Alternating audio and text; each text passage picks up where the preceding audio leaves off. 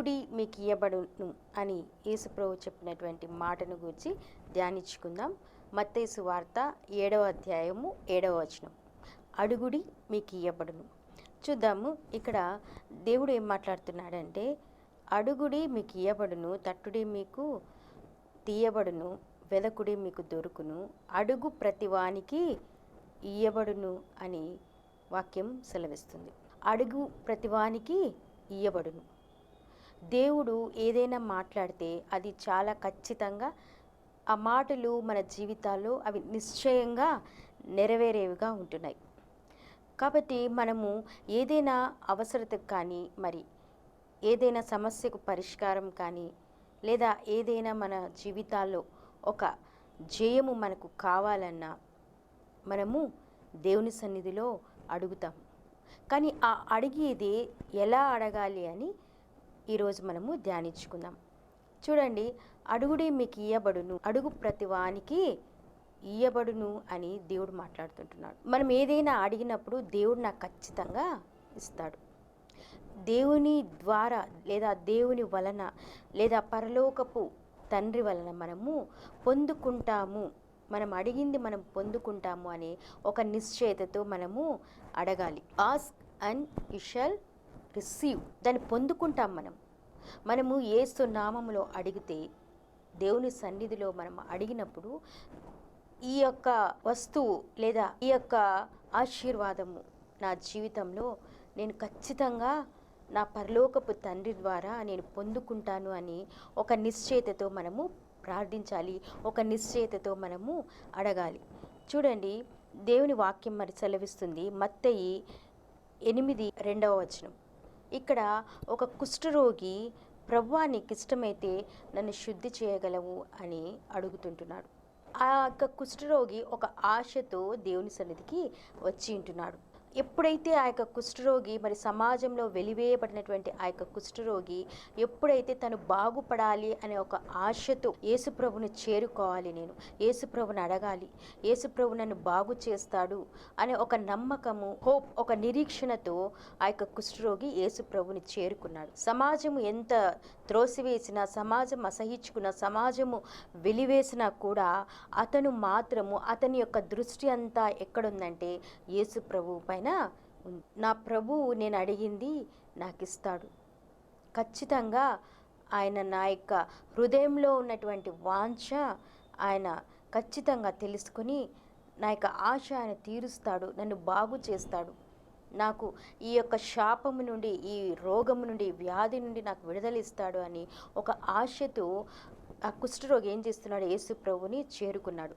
ప్రభువా నీకు ఇష్టమైతే నన్ను శుద్ధి చేయగలవు అని అడుగుతుంటున్నాడు. యేసు ప్రభు మరి ఆ యొక్క కుష్ఠరోగి యొక్క హృదయంలో ఉన్నటువంటి ఆలోచన గ్రహించి, నాకు ఇష్టమే, నువ్వు శుద్ధుడవు కమ్ము అని దేవుడు అంటున్నాడు. ఎందుకంటే దేవుడు అన్నాడు, అడుగుడి మీకు ఇయ్యబడును.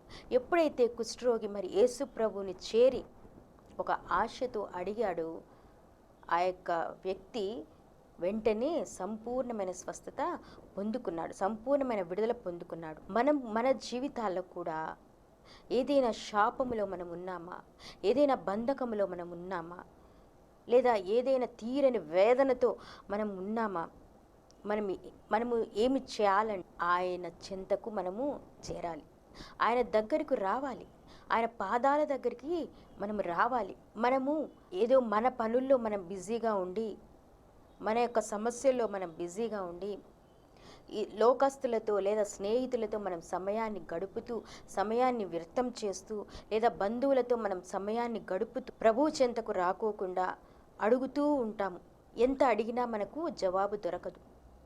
కానీ ఎప్పుడైతే నీవు యేసు ప్రభువు దగ్గరికి చేరుతావు, యేసు ప్రభు పాదాల దగ్గరికి చేరుతావు, నిన్ను నీవు తగ్గించుకుని యేసుప్రభు పాదాల చెంత చేరి, ప్రభువా నన్ను కనికరించు, ప్రభువా నా మీద జాలి చూపించు, ప్రభువా నువ్వు చెప్పినావు కదా, మీరు అడిగింది నేను ఇస్తానని నువ్వు చెప్పినావు కదా ప్రభువా నేను ఇప్పుడు నీ పాదాల దగ్గర ఉన్నాను, ప్రభువా నీ చెంత నేనున్నాను, నీ సన్నిధిలో నేనున్నాను, ప్రభువా నేను ఆశించింది నాకు ఈ ప్రభువా అని ఎప్పుడైతే మనము ప్రభు చెంత చేరి అడుగుతామో ఆయన మన ఆశను నెరవేర్చేవాడుగా ఉంటున్నాడు. మనం అడిగింది మనం పొందుకునేవారుగా ఉంటాము.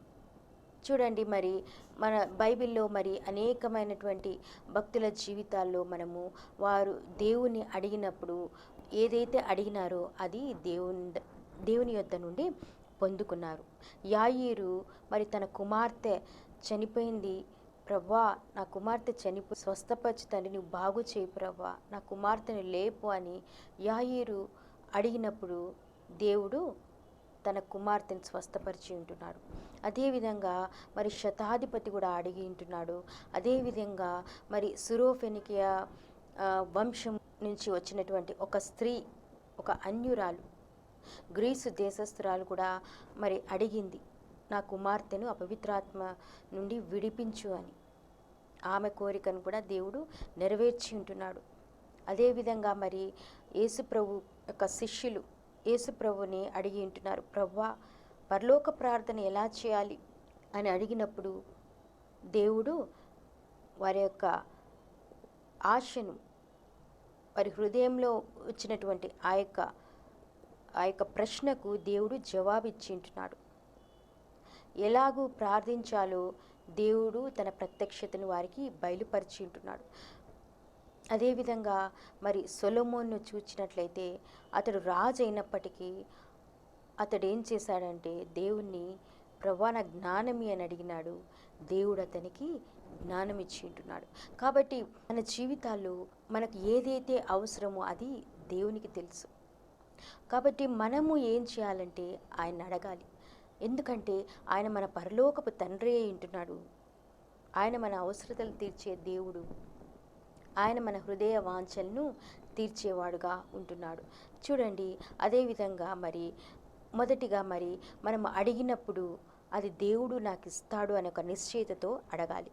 రెండవదిగా మార్కు వ్రాసినటువంటి సువార్త 11వ అధ్యాయం 24వ వచనము, అదేవిధంగా మత్తయి వ్రాసిన సువార్త 21వ అధ్యాయము 22వ వచనంలో మనం చూసినట్లయితే, మీరు ఏదైనా అడిగితే దాని విషయం మీరు పొంది ఉన్నామని లేదా దొరికింది, అది ఆ యొక్క వస్తువు లేదా ఆ యొక్క జవాబు నాకు దొరికింది అని మనం విశ్వసించి అడగమని దేవుడు మాట్లాడుతుంటున్నాడు. మనం ఏదైనా అడిగినప్పుడు ఒక నిరీక్షణతో, ఒక నిశ్చయతతో, ఒక నమ్మకంతో, ఎందుకంటే ఆయన మన తండ్రి వింటున్నాడు కాబట్టి మనం ఒక నమ్మకంతో మనము అడగాలి.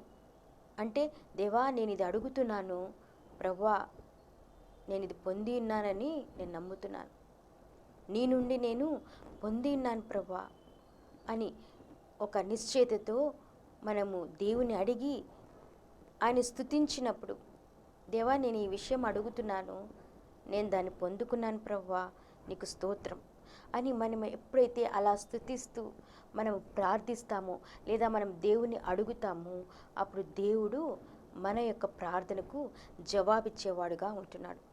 శతాధిపతి మరి ఆయన మరి సైన్యములకు అంటే ఆయన ఒక సైన్యానికి ఆయన అటువంటి మరి గొప్ప స్థితిలో ఉన్నటువంటి శతాధిపతి మరి యేసు ప్రభువుని ఎంతగానో దీన మనసుతో అడుగుతుంటున్నాడు. దేవా నా దాసుడు, అంటే శతాధిపతి ఎంతగానో ప్రేమించినటువంటి దాసుడు. ఎంతోమంది ఉన్నారు కానీ శతాధిపతి ఆ దాసుని మాత్రమే ప్రేమించి ఉంటున్నాడు, ఎక్కువగా ప్రేమించి ఉంటున్నాడు. అతని గురించి మరి యేసు ప్రభు దగ్గర వేడుకుంటున్నాడు. ఈజ్ ఆస్కింగ్, ఈజ్ ప్లీడింగ్, దేవుని దగ్గర వేడుకుంటున్నాడు. చూడండి ఎంతగానో ఆయన తగ్గించుకున్నాడు. నేను శతాధిపతి కదా, నాకు చాలా నేను అత్యున్నతమైన స్థాయిలో ఉన్నాను, నేను డిమాండ్ చేయొచ్చు లేదా నేను చెప్పచ్చు దేవుని యేసు ప్రభుతో అని అలా అనుకోలేదు. కానీ ఆయన ఎంతగానో తగ్గించుకొని ఒక దాసుని కోసం, తన కోసము, తన కుటుంబం కోసము, తన భార్య పిల్లల కోసం కాదు, కానీ తన ఇంట్లో పనిచేసే దాసుని కోసము అతను వేడుకుంటున్నాడు యేసయ్యను. అప్పుడు యేసు ప్రభు సరే మరి మీ ఇంటికి వెళ్దామంటే ఏమంటున్నాడు, ప్రవ్వా నువ్వు మాట మాత్రము సెలవి, నా దాసుడు స్వస్థపరచబడును. హల్లెలూయా. ఆ యొక్క గొప్ప విశ్వాసముతో కూడినటువంటి మాటను శతాధిపతి మాట్లాడి ఉంటున్నాడు. అంటే దాని అర్థము, ప్రభువా నీవు ఎప్పుడైతే మాట సెలవిస్తావో వెంటనే దేవుని కార్యం జరుగుతుంది, వెంటనే నా దాసుడు స్వస్థపరచబడి విడుదల పొందుతాడు అని ఒక నిశ్చయిత, ఒక బలమైనటువంటి నమ్మకముతో, విశ్వాసముతో అతను అడుగుతుంటున్నాడు, వేడుకుంటున్నాడు యేసయ్య. కాబట్టి మన జీవితాల్లో కూడా మనం ఏదైనా అడిగితే, నేను ఈ విధంగా అడుగుతుంటున్నాను దేవుణ్ణి, దేవుడు నాకు ఖచ్చితంగా ఇస్తాడు. దేవుడు తన మాటను విడుదల చేస్తాడు. దేవుడు ఎప్పుడైతే తన మాటను విడుదల చేస్తాడో నా జీవితంలో వెంటనే దేవుని కార్యము జరుగుతుంది అనే ఒక గొప్ప విశ్వాసముతో మనము ఆయన యందు నమ్మిక ఉంచి, ఆయన స్తుతించి, ఆయన ప్రార్థించినప్పుడు మన జీవితాల్లో మనం గొప్ప కార్యాలు చూసేవారుగా మనం ఉంటాము. మనం అడిగింది మనము పొందుకునేవారుగా ఉంటాము. హల్లెలూయా. అదేవిధంగా చూడండి, మరి మార్కు వ్రాసినటువంటి సువార్త 11వ అధ్యాయము 25వ వచనము చూడండి.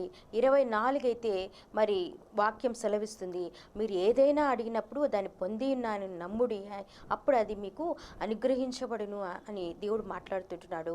అదేవిధంగా వెంటనే మరి ఆ వాక్యము వెంటనే ఏమని వ్రాయబడి ఉన్నదంటే, నీవు నిలబడి ప్రార్థన చేయుచు ఉన్నప్పుడు సహోదరునితో ఏదైనా వ్యతిరేకం ఉంటే, ఏదైనా విరోధం ఉంటే, ముందు ఆ యొక్క సహోదరుని నీవు క్షమించు, అప్పుడు దేవుడు నీవు అడిగింది నీకు ఇస్తాడు అని వాక్యం సెలవిస్తుంది. మనం ఏదైనా అడుగుతూ ఉన్నప్పుడు ఇంకా నీకు జవాబు రావటం లేదా, నిన్ను నీవు దేవుని సన్నిధిలో నిన్ను నీవు ఎప్పుడైతే పరీక్షించుకుంటావో, నీ జీవితంలో నా యొక్క బలహీనత, క్షమించలేనటువంటి ఆ యొక్క బలహీనత నువ్వు ఎప్పుడైతే దేవుని సన్నిధిలో నిలవబడి, అంటే దేవుని సన్నిధిలో తగ్గించుకొని, నువ్వు ఎప్పుడైతే దేవా ఈ విషయంలో నేను బలహీనంగా ఉంటున్నాను, ఈ విషయంలో నేను నా సహోదరుని క్షమించలేకపోతున్నా, లేదా నా సహోదరుని క్షమించలేకపోతుంటున్నాను, లేదా మా కుటుంబస్తులను నేను క్షమించలేకపోతున్నా, లేదా మా బంధువులలో ఒకరిని క్షమించలేకపోతుంటున్నానని నీ బలహీనత నీకు తెలిసినప్పుడు, అది ఎప్పుడైతే నువ్వు నీ దేవుని సన్నిధిలో నువ్వు తగ్గించుకొని, నిన్ను నీవు తగ్గించుకొని సమర్పించుకొని,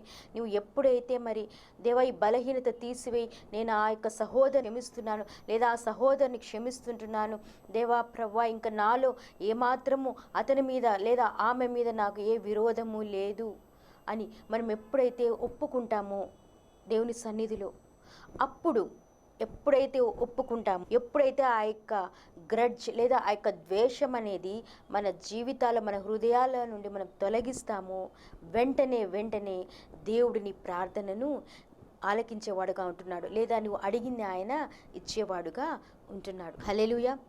కాబట్టి మనం పరీక్షించుకుందాం. దేవా నా జీవితంలో ఎవరినైనా క్షమించలేని చేదు నా జీవితంలో ఉంటే, లేదా నా హృదయంలో ఉంటే, నువ్వు ఇప్పుడే వెంటనే ప్రభువా నువ్వు తొలగించి ఈ బలహీనత నుండి నేను బయటికి రావాలి ప్రభువా, నీ ఆశీర్వాదం నాకు కావాలి, అడిగింది నేను పొందుకోవాలి, కాబట్టి ఈ మాటకు నేను లోబడి క్షమిస్తాను ప్రభువా. నాకు విరోధంగా ఎవరైతే లేచి ఉంటున్నారో, లేదా నా జీవితంలో ఎవరైనా కీడు చేసి ఉంటే, లేదా అన్యాయం చేసి ఉంటే, నేను వారిని మర్చిపోలేని స్థితిలో ఉంటున్నాను ప్రభువా. ఈ చేదును నా జీవితంలో నుండి తీసివేయి, ఈ చేదును నా జీవితంలో నుండి తొలగించు అని మనం ఎప్పుడైతే ప్రార్థిస్తామో, దేవుడు మన యొక్క ప్రార్థన ఆయన ఆలకించేవాడుగా ఉంటున్నాడు. అదేవిధంగా చూడండి, మరి యోబు మనం చూసినట్లయితే, యోబు స్నేహితులు ఉంటున్నారు కదా, ఎలీఫజు, బిల్దదు, జోఫరు. ఈ స్నేహితులు వీళ్ళు ఏం చేసినారు, మరి యోబును బాధ పెట్టినారు, తర్వాత దేవునికి విరోధంగా కూడా మాట్లాడి ఉంటున్నారు. దేవుని కోపం వారి మీద రగులుకుంటూ ఉన్నది. అప్పుడు దేవుడు వారి పట్ల చాలా కోపంగా చూస్తూ ఉంటున్నాడు. ఆ విషయం మరి యోబుకు తెలిసినప్పుడు యోబు ఏం చేసినాడు, వీరు నన్ను బాధ పెట్టి ఉన్నారు కాబట్టి వీరికి తగిన శాస్తి జరగాల్సిందే అని యోబు అనుకొనలేదు, కానీ తన స్నేహితుల కోసం ప్రార్థించాడు. ప్రభువా వారి పక్షాన నేను ప్రార్థిస్తున్నాను, దయచేసి నా స్నేహితులను క్షమించు, దయచేసి నా స్నేహితులు చేసిన తప్పులను క్షమించు, వారు చేసిన పాపంని క్షమించు, వారిని రక్షించు ప్రభువా, వారికి విడిపించు నా తండ్రి, వారికి మంచి మనస్సు కలగచ్చు అని ఒక మంచి మనస్సుతో వారిని క్షమించి వారి విషయము దేవుని వేడుకుంటున్నాడు. ఎప్పుడైతే యోబు తన స్నేహితుల కోసం ప్రార్థించినాడో, తన స్నేహితులను క్షమించి తర్వాత తన స్నేహితుల కోసం, వారి క్షేమం కోసం ప్రార్థించి ఉంటున్నాడు. చూడండి ఎంత గొప్ప హృదయం. అలా ఎప్పుడైతే మరి ప్రార్థించాడో, దేవుడు ఆ ప్రార్థనను విని యోబును ఆశీర్వదించి ఉంటున్నాడు. యోబుకు సమృద్ధిని కలగజేసి ఉంటున్నాడు. అదేవిధంగా రెండంతల మేలు లేదా రెండంతల ఆశీర్వాదము యోబుకు కలుగజేసి ఉంటున్నాడు. హల్లెలూయా. కాబట్టి మనం ఏదైనా దేవుని సన్నిధిలో అడుగుతున్నప్పుడు మనల్ని మనము పరీక్షించుకుందాం. క్షమించలేని లేదా క్షమించరాని గుణము మన జీవితంలో ఉన్నదేమో మనల్ని మనము దేవుని ఎదుట పరీక్షించుకుందాం, దాన్ని ఒప్పుకుందాం. అదేవిధంగా ఇంకోటి చూసినట్లయితే మనము మార్కు వ్రాసినటువంటి సువార్త 7వ అధ్యాయము 24 నుంచి 30 వరకు ఇక్కడ మనం చూస్తే సురోఫెనికయ వంశస్థురాలు ఒక అన్యురాలు సిరియా ప్రాంతం నుండి వచ్చినది. ఆమె గ్రీసు దేశస్థురాలు. ఆమె యేసుప్రభుని గురించి విన్నది. యేసుప్రభు ఎంత గొప్ప దేవుడో వినింది. యేసుప్రభు స్వస్థపరిచే దేవుడని వినింది. యేసుప్రభు అపవిత్రాత్మ శక్తుల నుండి విడిపించే దేవుడని, దేవాది దేవుడని, ఆయనలో ఏదో ప్రత్యేకత ఉంది, ఆయనలో ఏదో గొప్పతనం ఉంది అని ఆమె వినింది. ఆమె ఎప్పుడైతే వినిందో ఆమెలో ఒక నమ్మకం ఏర్పడింది. నేను కూడా యేసయ్య దగ్గరికి వెళ్తాను, నేను కూడా యేసయ్యను వేడుకుంటాను. యేసుప్రభు నాకు ఎవరో కావచ్చు, ఆయన ఎదుట నేను అన్యురాలు కావచ్చు, నేను వేరే దేశస్తురాలు కావచ్చు, అయినప్పటికీ నేను ఆయన దగ్గరికి వెళ్తాను. నేను ఆయన దగ్గరికి వెళ్ళి నేను వేడుకుంటాను. ఖచ్చితంగా ఒకవేళ వింటాడేమో, నేను వేడుకుంటే ఆయన వింటాడేమో అని తన్ను తాను మరి మనస్సు దృఢం చేసుకొని ఆమె వెళ్ళింది యేసుప్రభు చెంతకు. యేసుప్రభు చెంతకు వెళ్ళి మరి అడుగుతోంది తన కుమార్తెకు విడుదలిమ్మని. దురాత్మ పట్టినటువంటి తన కుమార్తెకు విడుదలిమ్మని ఆమె వేడుకుంటోంది. She is begging. అయితే దేవునికి తెలుసు, తన్ను ఎవరైతే అడుగుతారో, తన చెంతకు వచ్చి ఎవరైతే తన్ను అడుగుతారో దేవుడు వారికి అడిగింది ఇస్తాడు. కానీ దేవుడు అంటున్నాడు, పిల్లలకి ఇచ్చేటువంటి ఆహారం ఒక్క పిల్లలకు పెట్టవచ్చా అని అడుగుతుంటున్నాడు. అంటే మనం ఇక్కడ చూసినట్లయితే పిల్లలు అంటే దేవుని యందు విశ్వాసం ఉంచే వాళ్ళు దేవుని పిల్లలు. అటువంటి ఆధిక్యత నీకు లేదే, మరి నీ జీవితంలో నేను ఎట్లా కార్యం చేస్తాను అని దేవుడు ఆమెను అడుగుతుంటున్నాడు. అంటే దేవునికి తెలుసు ఆయన పక్షపాతి కాదు. యేసయ్యకు తెలుసు ఆయన పక్షపాతి కాదు. అయినప్పటికీ ఆమె హృదయంలో ఏముందో అది మరి బయటికి తీసుకొని రావాలని దేవుడు ఆమెతో ఆ మాట అన్నాడు. అప్పుడు ఆమె అని కుక్క పిల్లలు మరి పడవేసినటువంటి ఆ యొక్క రొట్టె ముక్కల్ని తింటాయి కదా ప్రభువా. అంటే ఆమె ఎంతో ఆలోచించి, ఎంతో తగ్గించుకొని, ఎంతో వివేకముగా మరి యేసు ప్రభువుకి జవాబిస్తోంది. చూడండి, మనం ఏదైనా అడిగితే అది జ్ఞానముతో అడగాలి, వివేకముతో అడగాలి. ఎప్పుడైతే మనము ఏదో ఆవేశముతో అడగడం కాదు, కానీ ఏదైనా పరిస్థితి అలా వచ్చినప్పుడు అడగడం కాదు, కానీ మనము అడగాల్సింది ఎలా అడగాలి? దేవుని దగ్గర జ్ఞానముతో అడగాలి, లేదా వివేకముతో మనం అడిగినప్పుడు ఆయన మనకు అనుగ్రహించేవాడుగా ఉంటున్నాడు. ఆమె బతిమాలుకుంది, ఎంతగానో బతిమాలుకుంది. ఆమె తన కుమార్తె జీవితంలో అద్భుతం పొందుకునేంత వరకు ఆమె బతిమాలుకుంది. యేసుప్రభుని ఆమె ఒప్పింపచేసింది. ఆమె మాటలు లేదా ఆమె ప్రార్థన, ఆమె బతిమాలుకొనడము యేసుప్రభుని ఒప్పింపచేసింది. ఆ విధంగా మరి మన జీవితాల్లో కూడా ఆమె అన్యురాలైనప్పటికీ యేసుప్రభు చెంతకు ఒక విశ్వాసముతో వచ్చి ఉంటున్నది, నమ్మకంతో వచ్చి ఉంటున్నది. ఆమెకు హృదయ వాంఛను దేవుడు ఎరిగి ఉంటున్నాడు. ఆమె తగ్గింపును దేవుడు ఎరిగి ఉంటున్నాడు. ఆమె యొక్క వివేకాన్ని దేవుడు ఎరిగి ఉంటున్నాడు. ఆమె యందు ఆనందించి దేవుడు ఆమె కుమార్తెకు స్వస్థత, విడుదల ఇచ్చి ఉంటున్నాడు. హల్లెలూయా. సొలొమోను మరి రాజుగా అభిషేకించబడి ఉంటున్నాడు. అయితే సొలొమోను, నేను రాజుగా అభిషేకించబడి ఉంటున్నాను, మరి ఈ రాజ్యానికి, ఇశ్రాయేలు రాజ్యానికంతా నేను అధిపతిగా ఉంటున్నాను, నాకు ఇంకేం అవసరం లేదు అని అనుకోలేదు. సొలొమోను చాలా వివేకంగా అడుగుతుంటున్నాడు. నా సేవకుడు వివేకంగా ప్రవర్తించును అని దేవుని వాక్యంలో వ్రాయబడి ఉన్నది. దేవుని బిడ్డలుగా మనం ఆయనందు విశ్వాసం ఉంచినప్పుడు వివేకముగా మనము ప్రవర్తించాలి. అందుకని దేవుడు అంటున్నాడు, పాముల వలె వివేకంగాను పావురముల వలె నిష్కపటులై ఉండుడి. సొలొమోను నాకు ఇంక ఏమి తక్కువ లేదని అనుకోలేదు, కానీ ప్రభువా ఈ రాజ్యాన్ని పాలించడానికి, సమర్థవంతంగా నేను పాలించడానికి నాకు జ్ఞానమి అని అడుగుతుంటున్నాడు. హల్లెలూయా. చాలా వివేకంగా అడుగుతుంటున్నాడు. తనకి దేవుడు ఇచ్చినటువంటి ఆ యొక్క ప్రమోషన్, ఆ యొక్క అత్యున్నతమైన ఆ యొక్క స్థాయిని సొలొమోను ఎంతో జ్ఞానంతో వాడుకుంటున్నాడు. హల్లెలూయా. ఆ యొక్క వివేకముతో కూడినటువంటి ప్రార్థన దేవుడు ఆలకించి సమృద్ధిగా అయినటువంటి జ్ఞానాన్ని దేవుడు సొలొమోనుకి ఇచ్చి ఉంటున్నాడు. ఎవరికీ ఇవ్వలేనంత జ్ఞానము సొలొమోను నిజంగా పొందుకున్నాడు. హల్లెలూయా. అదేవిధంగా ఇంకో చూస్తే లూకా సువార్తలో 11వ అధ్యాయము 5-10 వరకు మనం చూసినట్లయితే ఇక్కడ ఇద్దరు స్నేహితులు ఉన్నారు. ఇద్దరు స్నేహితుల్లో ఒక స్నేహితునికి మరి భార్య పిల్లలు ఉంటున్నారు. మరి మధ్యరాత్రి వేళ తన స్నేహితుడు ప్రయాణం చేసి వచ్చి నాకు 3 రొట్టెలు నాకెందుకు ఆకలిగా ఉంది అని తన అవసరతను మరి చెప్పినప్పుడు, తలుపు తడుతున్నప్పుడు తన పిల్లలు మరి లోపల పడుకొని ఉన్నారు. మరి వారు లేస్తారేమో, వారు డిస్టర్బ్ అవుతారేమో అని అతను అనుకుంటూ ఉన్నాడు. కానీ ఇతను ఏం చేస్తున్నాడంటే ఒక పక్క స్నేహితుని గురించి కూడా ఆలోచిస్తుంటున్నాడు. అయ్యో, నా స్నేహితుడు, అతను ఎవరో కాదు, నా స్నేహితుడు అయినప్పటికీ నేను ఇక్కడ నుంచి నేను లేవలేని స్థితిలో ఉంటున్నాను. అయినప్పటికీ ఒక పక్క మరి నా స్నేహితుడు తలుపు తడుతూనే ఉన్నాడు, అతని అవసరత అతను తెలుపుతున్నాడు. మరి నేను నా స్నేహితునికి నా అవసరత తీర్చాలి కదా అని అతను ఆలోచిస్తూ ఏం చేశాడు, మాటి మాటికి అడుగుతూ ఉన్నాడంట స్నేహితుడు.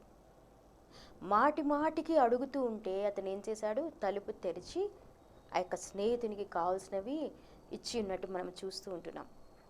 మనము కూడా మన ఏదైనా కావాలని దేవుణ్ణి ఎలా అడగాలి అంటే, మనం ఒకరోజు ప్రార్థన చేసి, లేదా ఒక వారం ప్రార్థన చేసి, లేదా ఒక నెల ప్రార్థన వదిలేయటం కాదు. కానీ ఆయన సన్నిధిలో మాటికి అడగాలి.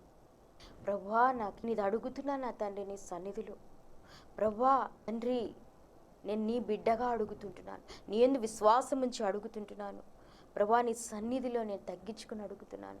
ప్రభువా, నా జీవితాన్ని నన్ను నేను పరిశుద్ధపరచుకొని నీ సన్నిధిలో పవిత్రపరచుకొని నేను నిన్ను అడుగుతుంటున్నాను. ప్రభువా యేసయ్యా, నువ్వు అడిగింది ఇస్తానన్నావు అని. చూడండి, చిన్నపిల్లలైతే మరి ఎంత బలవంతం చేస్తారు తల్లిదండ్రులను. వారు అడిగింది వారు పొందుకునేంత వరకు తల్లిదండ్రులను బలవంతం పెడుతుంటారు, అడుగుతూనే ఉంటారు. మనము కూడా మన స్థాయిని పక్కన పెట్టి మనకు కావలసింది, మన అవసరతలు, లేదా దేవుని యొక్క అభిషేకం గురించి నువ్వు అడుగుతుంటున్నావా? పరిశుద్ధాత్మ వరాల గురించి అడుగుతుంటున్నావా? దేవా, నేను సేవలో బలముగా వాడబడాలని నువ్వు దేవుని అడుగుతుంటున్నావా? లేదా దేవా, నాకు దర్శన వరం కావాలి, నాకు అది దయచేయాలని నువ్వు అడుగుతుంటున్నావా? లేదా ప్రవచన వరం కోసం అడుగుతుంటున్నావా? లేదా ప్రభువా, నేను స్తుతి ఆరాధన నేను బాగా నడిపించాలి, స్తుతి ఆరాధన ఆత్మతో నన్ను నింపు అని నువ్వు దేవుని అడుగుతుంటున్నావా? లేదా ప్రభువా, నేను సువార్త చెప్పాలి, ఆ సువార్త చెప్పే శక్తిని నాకు దయచేయని నువ్వు అడుగుతుంటున్నావా? మాటికి అడుగు ఆయన సన్నిధిలో. నువ్వు ఎప్పుడైతే మాటికి ఆయన సన్నిధిలో అడుగుతావో, ఒక పట్టుదలతో అడుగుతావు, ఒక నిరీక్షణతో అడుగుతావు, ఒక ఆశతో అడుగుతావు, అప్పుడు దేవుడు నీ యొక్క ఆశను తృప్తిపరిచేవాడుగా ఉంటున్నాడు. నువ్వు అడిగింది ఆయన ఇచ్చేవాడుగా ఉంటున్నాడు. అందుకని దేవుడు అంటున్నాడు, నువ్వు రొట్టెను అడిగితే, నువ్వు చేపను అడిగితే పామునిచ్చిన, మరి గుడ్డును అడిగితే తేలునిచ్చిన. చూడండి, అంటే మనకు అవసరమైనటివి, మనకు బలమైన ఆహారంగా ఉండేటివి మనము అడిగితే దేవుడు మనకు హానికరమైనవి ఇస్తాడా? ఎప్పటికీ ఇయ్యడు. ఎందుకంటే ఆయన మన ప్రేమగల తండ్రి అయి ఉంటున్నాడు. ఆయన మనల్ని సృజించిన వాడు, మనము ఆయన చేతి పని అయి ఉంటున్నాం. కాబట్టి ఆయన ఏదైనా ఇస్తే అది మనకు క్షేమకరమే కానీ హానికరం కాదు. కాబట్టి అటువంటి గొప్ప దేవుని, ప్రేమగల దేవుని మనం ఆశ్రయించి ఒక నిరీక్షణతో, ఒక ఆశతో, ఒక తగ్గింపుతో, ఒక క్షమాగుణముతో, పరిశుద్ధతతో మనం సమర్పించుకొని ఒక పట్టుదలతో మనము అడుగుదాం. ఒక వివేకంతో కూడినటువంటి ఆలోచనతో మనం దేవుని సన్నిధిలో అడుగుదాం. మనం అడిగినది దేవుడు మనకు అనుగ్రహించునుగాక. ప్రార్థించుకుందాం. పరిశుద్ధుడా నీకే స్తోత్రం తండ్రి. నిత్యుడగు తండ్రి, సమాధానకర్త నీకే స్తోత్రం. అల్ఫా ఒమేగా నీకే స్తోత్రం. ఆది అంతం నీవైన దేవా స్తోత్రం. యేసయ్యా నా తండ్రి ప్రభువా, నువ్వు చెప్పి ఉంటున్నావు, అడుగుడి మీకు ఇయ్యబడును, అడుగు ప్రతి వానికి దొరుకునని చెప్పినావు ప్రభువా.